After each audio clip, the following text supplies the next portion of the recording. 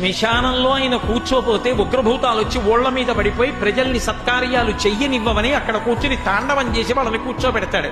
పార్వతీదేవి అడిగింది మహాభారతం అనుశాసనిక పర్వంలో, శుభ్రమైన కైలాసం ఉండగా, ఇంత ఐశ్వర్యం ఉండగా, చింతామణి గృహం ఉండగా శ్మశానంలో ఎందుకుంటున్నారని అడిగింది.